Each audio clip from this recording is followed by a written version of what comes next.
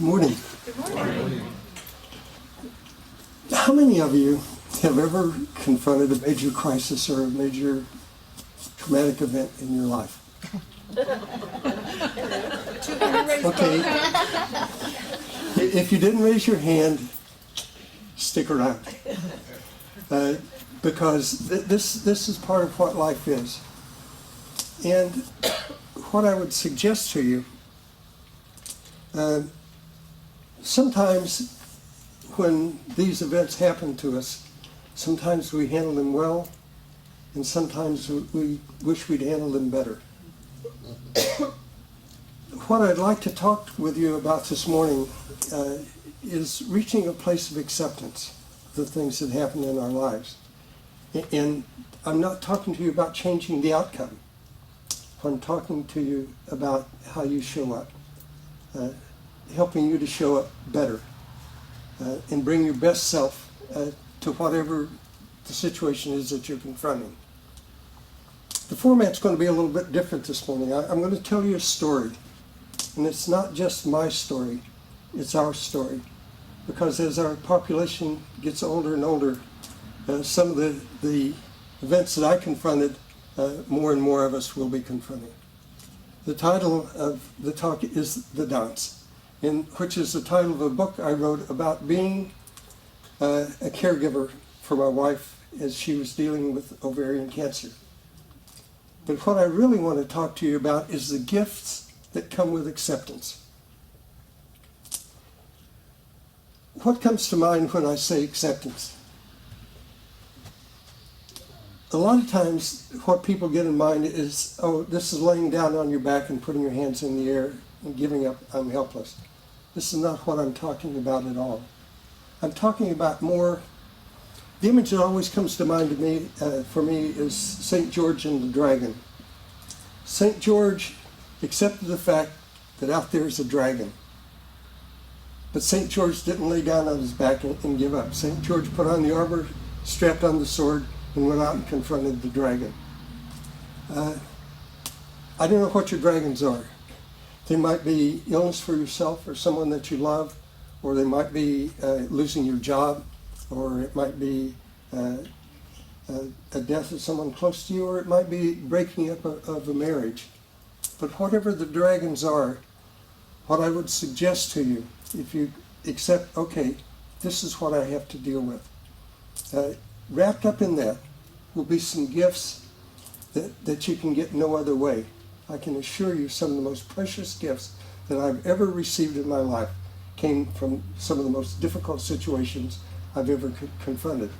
And being with my wife as she was dealing with ovarian cancer, I can assure you was one of the most difficult ones that I have ever confronted. Most of us have used the affirmations, I let go and let God, everything's in the divine order. This is what we're really talking about. The affirmation that meant the most to me came from a Buddhist teacher, Adyashanti. It's, I let everything be as it is.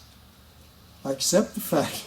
It was a couple of weeks ago, I was talking to the folks out in Davis, and it was one of those absolutely beautiful days. I mean, the sun was shining, it was one of the most glorious days, and I said, okay, when I say, this is one of the most glorious days that I can remember in January, what do you say? And everybody's saying, but we need the rain. And this is what we tend to do. We tend to argue with what is. The rain is absolutely glorious, the prayers have been answered, so the rain is here. When we talk about acceptance, I think for me anyway, there's about 5 steps to reaching a place of acceptance. The first being having the courage to face up to it. Not run away, not deny it, say, okay, this is a situation that I have to confront. One of the other ones that sometimes is hard for people to acknowledge, and God is in this too. No matter the most difficult situations, the hardest things that we can confront, God is there. Even when I don't believe God is there, God is still there in that too. One of the things that's very helpful for reaching a place of acceptance is prayer, being able to connect with God. Another is meditation. I think we have the capacity to tune into all the wisdom of the universe. And meditation is a way that does that for me. And one of the practices, too, that I found very beneficial is the idea of non-duality. We tend to label things as either good or bad, depending on how they affect us. If we see this is what is, this is God's universe. If we truly believe that God is omnipotence, omniscience, and omnipresence, then this is all God's universe. So the idea of non-duality is not labeling things, not labeling, oh man, it's a rainy day, I wish the sun was shining, or the sunshine, I wish we had the rain. I mean, it just is what it is. If we can do that, that too helps us reach a place of acceptance. I don't have time to go into all of those. This afternoon in the workshop, we'll spend some time talking about non-duality. We'll spend some time talking about God is in this too. And then the class that starts next Thursday, we'll go into detail on all of those. What I really want to talk to you about today are the gifts of acceptance. How many of you have days that might as well be tattooed on you? Days that your life changed forever. Absolutely. And some of them are joyous days. This is the day I met my sweetheart. This is the day we got married, child's born. Some of them were more difficult. May 28th, 2009. My wife was diagnosed with ovarian cancer, stage 3, level C. And we knew the odds were stacked against her from the beginning. But we were hopeful. We had great doctors. So we were hopeful she could overcome. But that day my life changed forever. The next day, some of you may have met Greg Finch. Greg is a licensed Unity teacher out of Sacramento. Just one of my dearest friends. The next day, Friday, Greg and I are sitting in Pete's Coffee Shop on 19th Street in Sacramento and talking. My wife was a marriage and family therapist, and she had one day in private practice, and she had one day to close down her practice because surgery is going to be next Tuesday. So she's closing down her practice, and Greg and I are sitting talking. I told him, among other things, I told him, I said, oh, okay, I know that this has some profound lessons, spiritual lessons, for both her and me. 2, I have to do it differently this time. 3, I know I can't fix this. And 4, I have to accept and let this be as it is. I knew there were spiritual lessons in this. I've been, from the time that I was a small kid, I've been looking for meaning for life. What's this all mean? Why does God do this and don't do that? And why does my prayers sometimes work and sometimes don't? I'm probably the only person in the world that's ever had those kinds of questions. But I was an absolute, I grew up in southeastern Kentucky going to fundamentalist churches, and I know I was a pain in the neck to the ministers and the elders in the church because I was always trying to understand. I wanted to be a really good kid, and I was always trying to please God and never quite measuring up. Always feeling guilty because the only standard for me was Jesus. If you're not there, you're not measuring up. So by the time I was a teenager, I got so tired of feeling guilty that I walked away from the church and spent more than 20 years, I would describe myself as an antagonistic agnostic.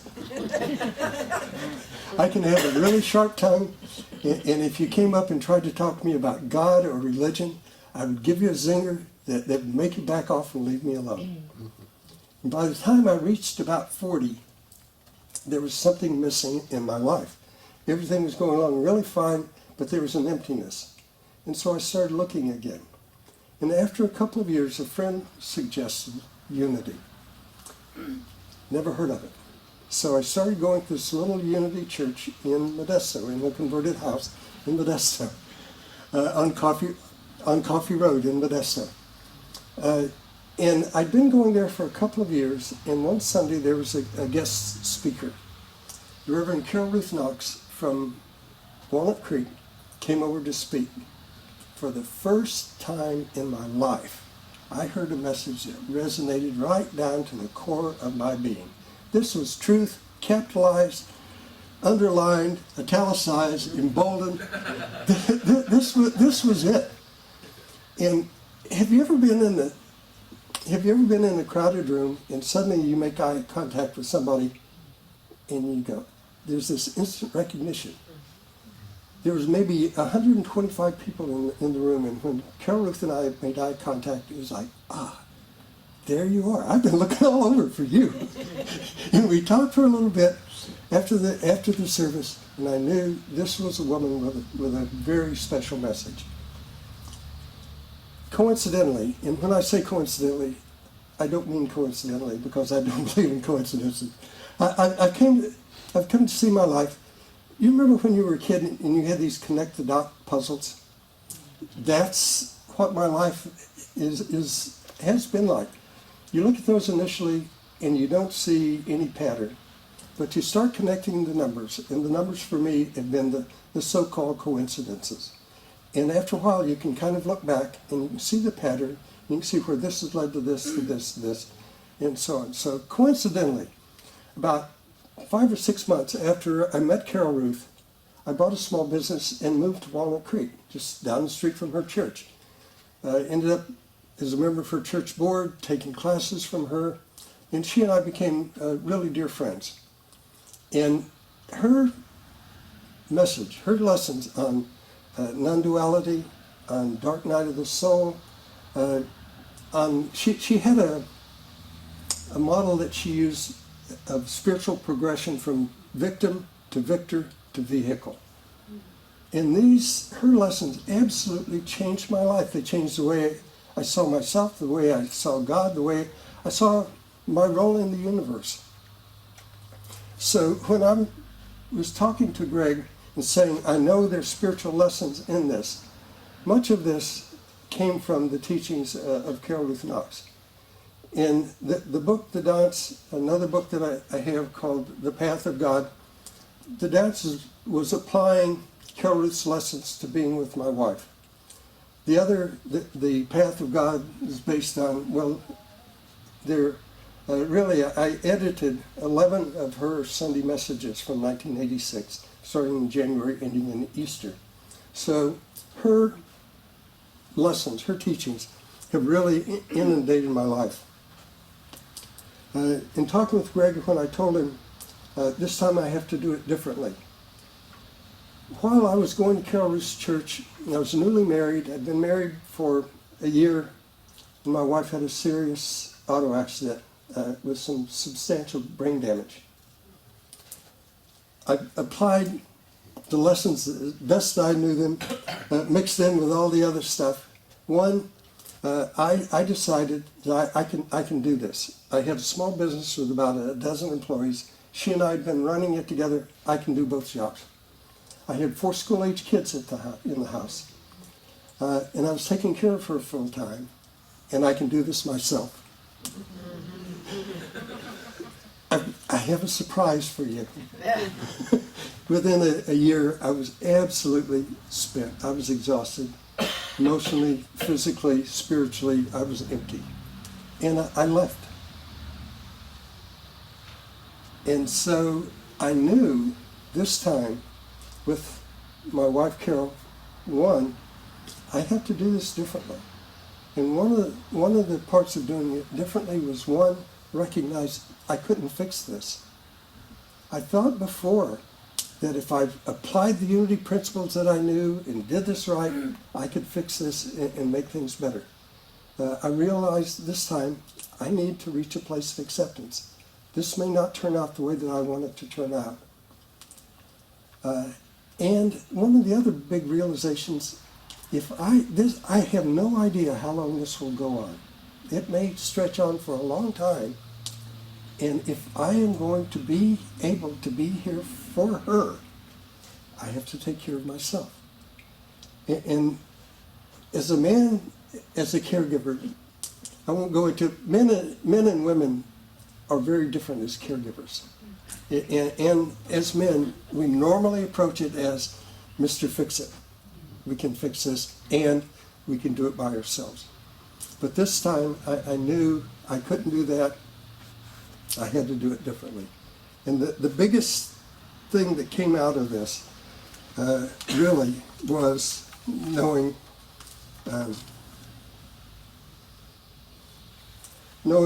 that the biggest thing that I could do, the biggest gift that I could give my wife, was to be consciously present with her. I knew there were jobs that I could do. I can cook, I can clean the house, I can grocery shop, I could take her to all of her appointments, I could be there with her. But some of these jobs, if they became too much, I had kids around, I had friends around, and if necessary, and eventually, one of the interesting things, I could hire somebody to do them. And one of the points of contention came when I decided, okay, we need a housekeeper. And my wife says, oh no, we can take care of this. It's not about you, this is about me, you need a housekeeper. And so the first week the housekeeper came, my wife's response was, I don't know how in the world we ever got along without her. So being consciously present doesn't sound like much, but I can assure you repeatedly, she told me, this is exactly what I need from you. And I'd like to tell you that I was magnificent.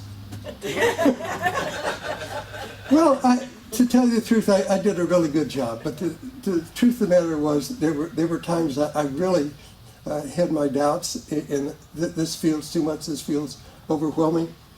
I can remember thinking, I had retired a couple of years before this, and I remember thinking, God, I wish I was still working, so I would not have to confront this 24 hours a day. And interestingly enough, about the time she had finished surgery, she finished chemo, and I got a call from a friend that I promised him, if you need me, I will come back to work. He called me and he says, I need you. Can you come back to work for 6 months? And I said, yes. And I had been working as an Air Force historian. So going back, there's all the government paperwork. I'd had a clearance, a security clearance. I had to get this all done. And as the time was passing, I thought, I can't do this. So I had to call him and say, his name is Chris. I says, Chris, I'm sorry, my place is here. I can't do this. And my sweet wife never once tried to influence my decision. But as quick as I said, I can't do this, she said, I'm really glad, because I wanted you here with me.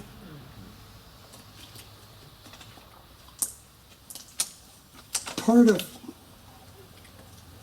of doing this too, and anyone that you talk to that has confronted this kind of a situation will tell you your life will take on a new normal, and it does.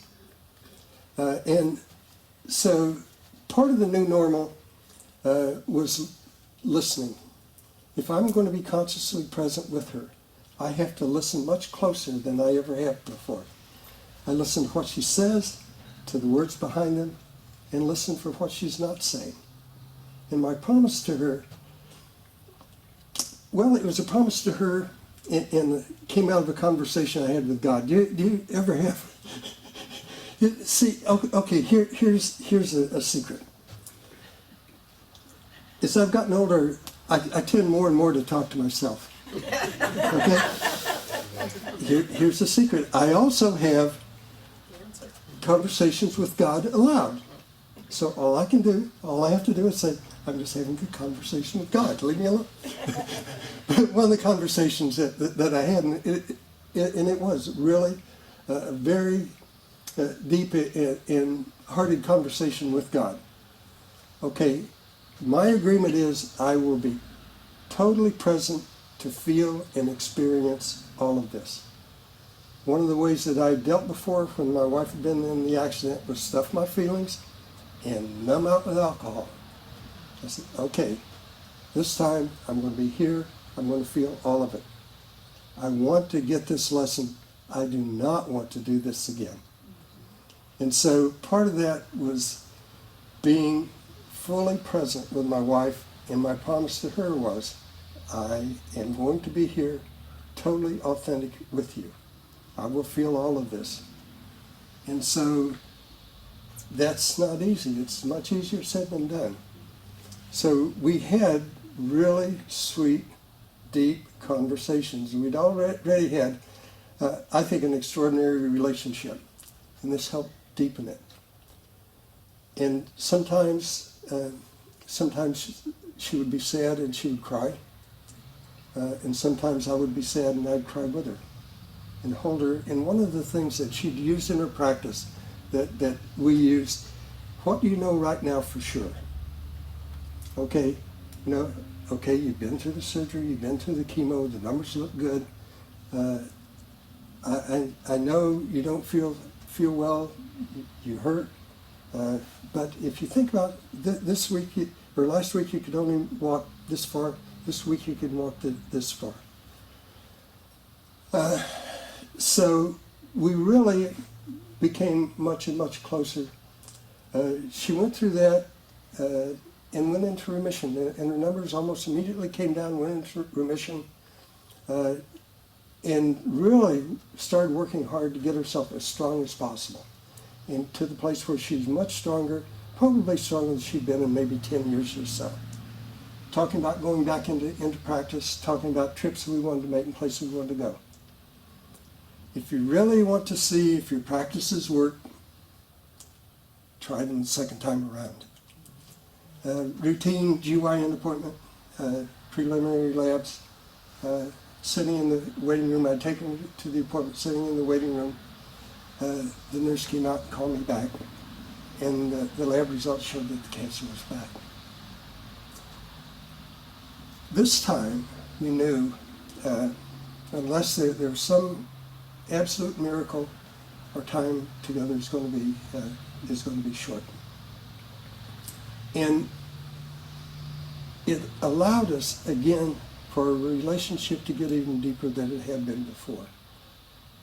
That period of time probably we came closer to experiencing unconditional love than at any time that I can ever remember, with a possible exception of the first time I held my children or my grandchildren.